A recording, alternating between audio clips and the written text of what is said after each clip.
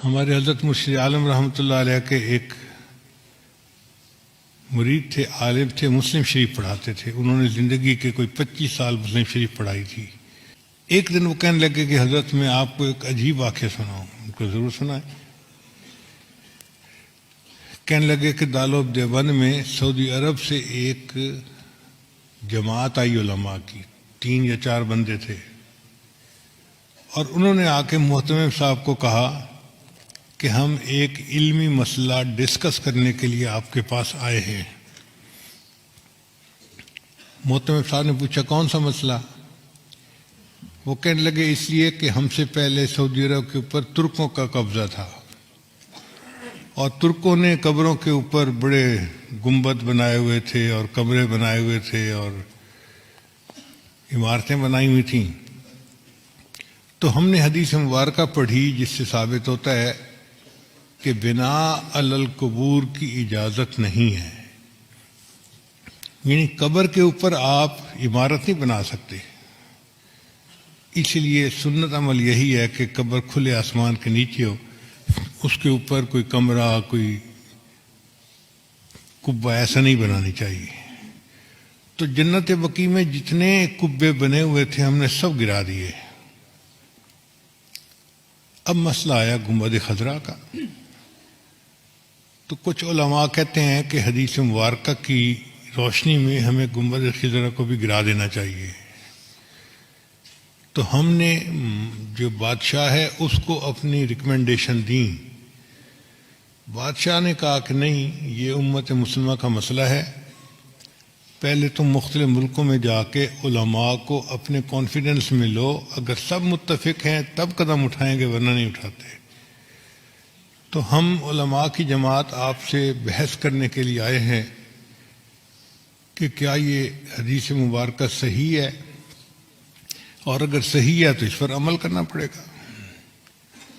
محتمم صاحب نے کہا کہ جی مجھے آپ 3 دن کا وقت دیں، میں سب علماء کو اطلاع دوں تاکہ وہ یہاں آ جائیں، اور پھر ہم اس بارے میں اپنا موقف آپ کے سامنے ظاہر کریں.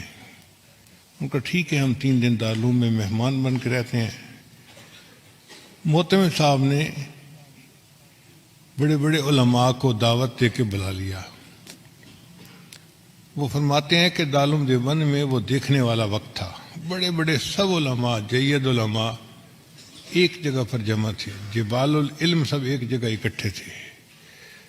اور جو آخری رات تھی وہ تو پوری رات ہی علماء اس مسئلے پر آپس میں ڈسکس کرتے رہے، کتابیں پڑھتے رہے، اور کچھ لوگ روتے رہے، دعائیں مانگتے رہے کہ یا اللہ بہت نازک مسئلہ ہے، ہم سے اس کے کرنے میں کوئی کمی نہ رہ جائے، کوتاہی نہ ہو جائے.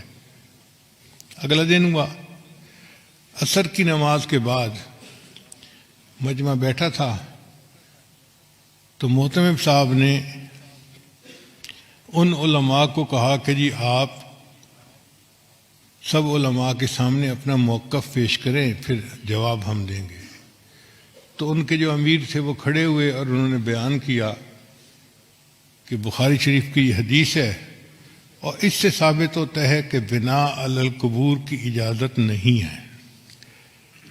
تو ہم نے جنت بقیع کے اندر تو قبروں پر جتنی عمارتیں تھیں سب گرا دیں. اب مسئلہ ہے گنبد خضرا کا.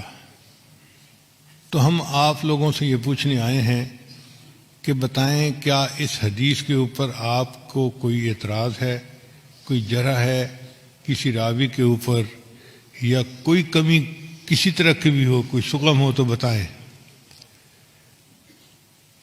تو جب انہوں نے پوچھا تو تھوڑی دیر کے لیے سارا مجمع خاموش. کہیں کہیں سسکیوں کی آواز آتی.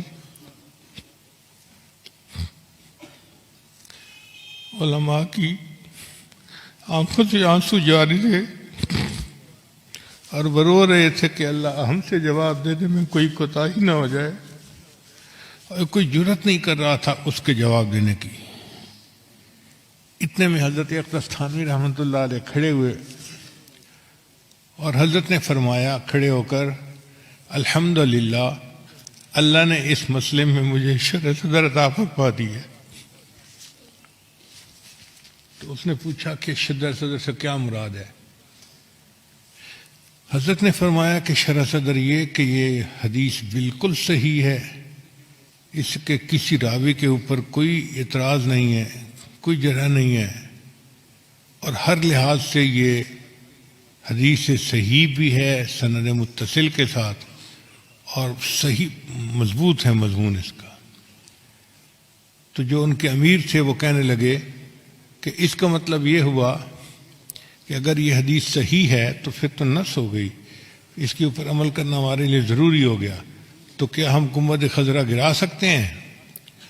تو حضرت تھانوی رحمۃ اللہ نے جواب دیا،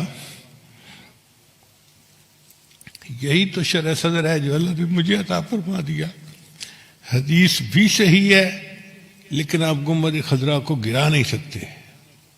اس نے کہا آپ کیسی باتیں کر رہے ہیں؟ جب حدیث صحیح ہے تو پھر اس گنبد خضرا کو گرانے میں رکاوٹ کیا ہے؟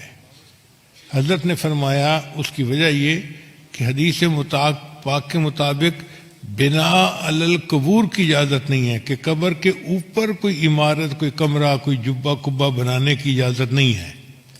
گنبد خضرا کا معاملہ الگ ہے، یہاں عمارت پہلے تھی، یہ حجرہ عائشہ تھا، اور نبی اسلام کی قبر مبارک بعد میں اس کے اندر بنائی گئی، لہذا اب اس عمارت کو کوئی بندہ گرا نہیں سکتا۔ ایسا جواب تھا کہ وہ لوگ مطمئن ہو گئے۔ گنبد خضرا آج بھی ہے، اور اکابر علماء دیوبند کی عشق نبی کی دلیل دے رہا ہے۔ اللہ علم کی گہرائی عطا فرما دیتے ہیں تو بندہ پھر علم کی تہ تک پہنچ جاتا ہے۔